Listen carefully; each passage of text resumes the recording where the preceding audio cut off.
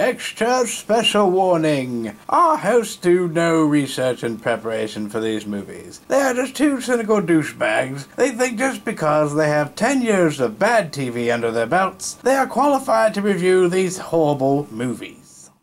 Well, YouTube viewers, must be Tuesday again, and we're back with one of the worst movies on Netflix!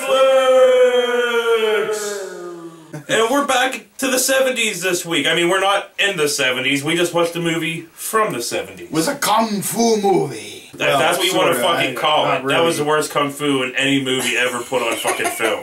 But anyway, this week... Worse than fucking Beverly Hills Ninja? Yes. This week we are watching TNT Jackson. After talking about this movie on countless reviews, we're finally reviewing this movie. We had to. I mean, we couldn't help it. After, we talked about it. Well, TNT Jackson stars Jamie Bell. Not Pam Grier, but... No, but... Pretty damn close. Pretty damn close. So this movie starts off with Sinbad's buddy from House Guest. What are some of his other movies he was in? He played the security guard in Rising Sun. I don't remember. He was in a whole crap load of movies. He played the kid's dad's cop buddy in fucking Monster Squad. Yeah, Monster Squad. But he had a huge throw in this movie. He was thinner than shit. And in the beginning of this movie, he's chasing after some dude. And there's a lot of waka chicka music like there always is. Yeah, all 70s. So he's chasing after this dude in Hong Kong. They kill the dude, take drugs off of him or something? Yeah, some shit like that. And it's some pretty crappy kung fu that goes on here. Oh my There's God. Lots of crappy kung fu that goes on throughout this music. But this is just the beginning. How? That movement right there was more sophisticated than anything they did. That was more kung fu, and I don't know shit about kung fu. We should start learning, in case Lloyd Kaufman wants to come and whoop that ass. So after dude gets killed by Sinbad's buddy, it cuts to TNT Jackson, coming to Hong Kong to find her brother. She hasn't heard from her brother in quite some time. Could it be that this guy was her brother? They don't get into that till much later, but we'll give you a hint. Yeah, it's her fucking brother. Yeah. So TNT is walking through this bad part of Hong Kong, and she gets mugged by 6 Chinese dudes. Yeah. And she whoops those fucking asses, all 6 of them. All day. Once again, it's some of the most crap-tastic fucking martial arts you'll ever see in a fucking movie. I mean, they're not connecting. It doesn't even look like they're connecting. They're like, that far off. Awful. They were like, and those movements were knocking people everywhere. Yeah, they weren't even trying to do like no crazy kicks or nothing. They were just like, here's a front kick, Yeah, half extended too, like. But I do have to say, it wasn't stretching or anything. But I did have to say, every time Kung Fu did come up in this movie, I did get a royal fucking kick out of it, though. Because I mean, it was pretty fucking funny. Oh yeah, Bruce Lee was rolling in his grave. During this Kung Fu fight with the 6 guys, TNT breaks dude's arm.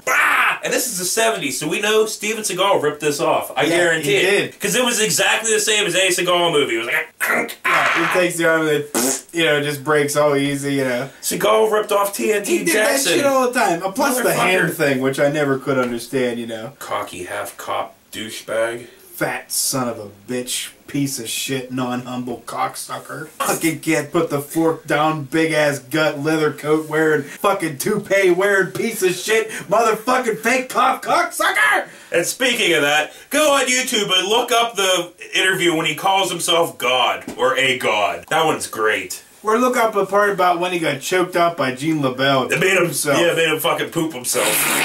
That's never been proven anywhere, but I choose to fucking believe that. I believe Gene LaBelle. I believe an old-ass fucking Gene LaBelle fucking...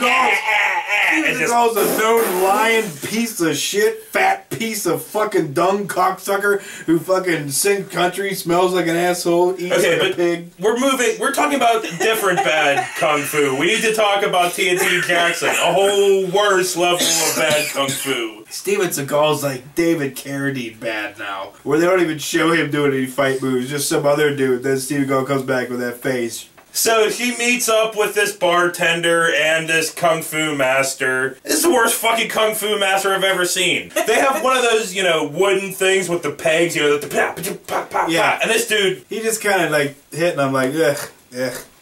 Ip Man was rolling in his grave. Bruce Lee and Ip Man were both like spinning like fucking crazy. Chuck Norris was doing it too, but he ain't even dead yet. He fucking should be. Well, his fucking beard's dead. And just like any other 70s exploitation film, this movie had fuck tons of titty. Oh, yes. A metric fuck ton of titty. We're not complaining. That wasn't much of a complaint. It was more So for the comment on a couple videos back, dude, don't watch this movie with your girlfriend. Yes, don't. Fuck tons of titty. If you want this... Topless kung fu. Dude, if you want your woman to, like, beat the living piss out of you, by all means, watch this movie with her. Don't watch this movie But don't with watch her. this movie with her. Don't do it. Don't tell her you're watching it. Actually take the fucking video down into, like, Video? What is it? Whatever. Are we back in the 80s or something?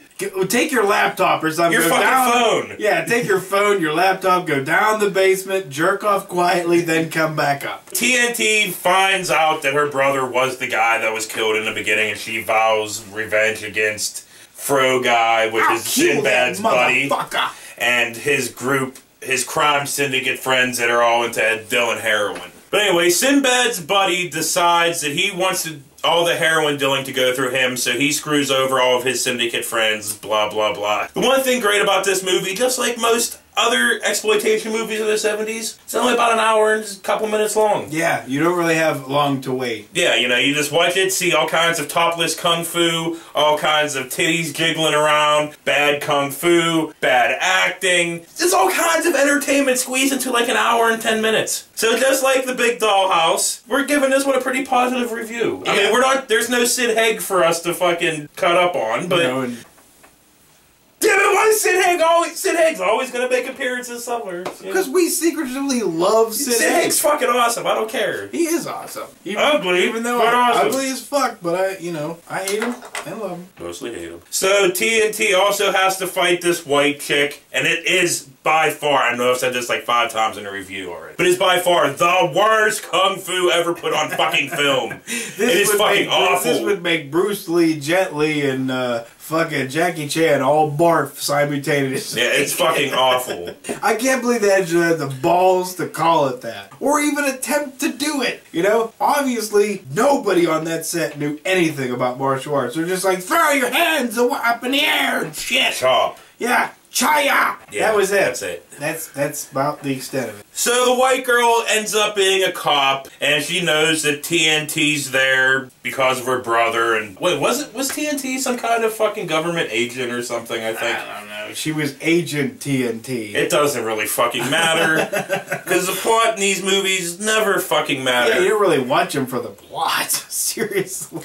And the bartender, I hate this fucking bartender guy. It's like her sensei. What was his name? I don't fucking remember. I think Joe, wasn't it? Yeah, Joe. Yeah, that guy was. That was the one who was working the wooden dummy. Yes. Joe's hitting the wooden dummy like gaga, hooga. And he also ran this bar in Hong Kong that all the crime people hung out with. And also, he did fight shittily, just as bad as everybody else. Worse. So TNT has to fight Sinbad's buddy once again for the final fight of this movie. So they fight for quite some time, a lot of craptastic kung fu.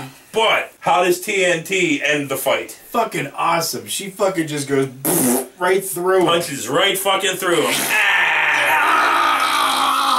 Awesome. And right after that happens, it just fucking ends. It really does. It just fucking ends. Yeah, pretty much. It was like, done. She was like, you know, the credits roll. You're like, come on. You know, not that I wanted to see more of that. So one final note on this movie before we wrap this all up is TNT had some fine titties. Oh, yes, she did. You know, they're not Pam Grier titties, but they're on a different level than Pam Grier's See, Pam Grier's titties are kind of like, they're big and bubbly and they hang down and shit. Jackson's were more like fruit-shaped and they were like perky. Perfect, though. They were good. They were nice. Liked every minute of it. And I was pissed that fucking Sinbad's buddy got to pound it in. Like all assassins, they let whoever's trying to kill them fuck them first, then, you know. Yeah.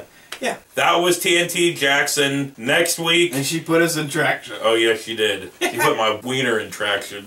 Next week, we are doing what is honestly the worst movie on Netflix. I mean, it's the worst produced, the worst acted, the worst sound, the worst video quality. And might we add that Riff Tracks did get to this first? Well, yeah, whatever, but they do what they do, and it was really fucking funny. Oh, it was hilarious. But we just need, okay, here's the fucking If you thing. ever get a chance to go see a live Riff Tracks event, do it.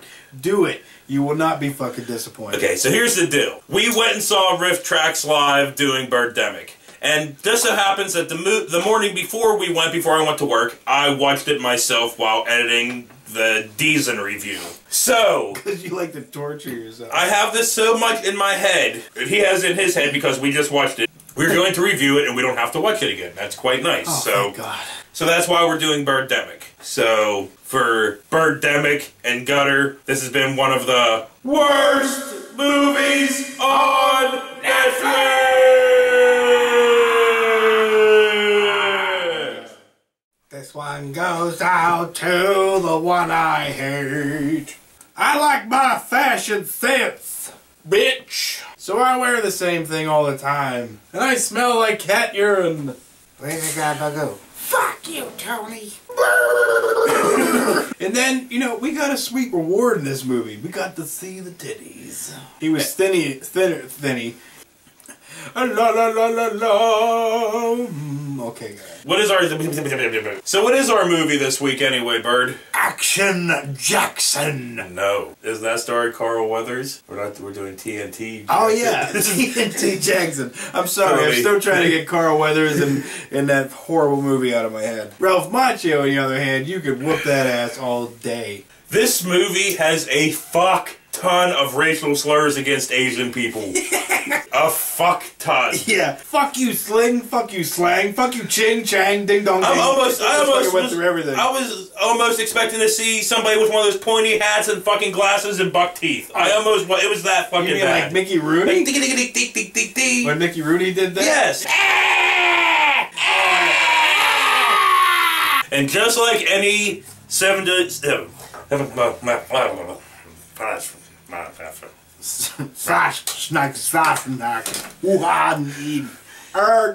and just like and we're coming up with our own language. be able to do all the deals Call him himself. Sinbad's buddy. I don't know what else House to call him. guest. He was in House Guest. Did we explain that? Yes. Okay. We say he played. Yes, we say he played Sinbad's buddy in House Guest. That's why I keep referring to him as Sinbad's buddy. Because in every one of these reviews, you should know by now, we never call people by their name except for Deason. Yeah. But you know, it's always we always give them some kind of goddamn fucking. Last time I checked, Sinbad's still working. Okay. Well, his buddy's not. He can do this shit because his woman loves titties. Yeah. Anytime we're watching a movie and there's fucking titty on it.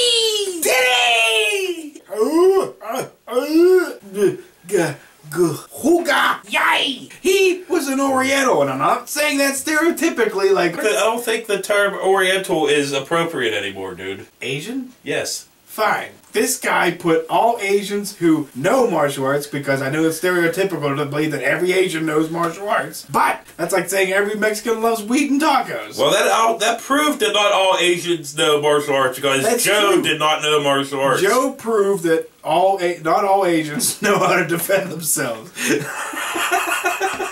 Remember, send hate in care of Bird 4200 on YouTube. They can't come back to me. I'm like, I was defending the Asians. I'm on their side. I'm half Chinese myself. You didn't know that, did you? Hiya!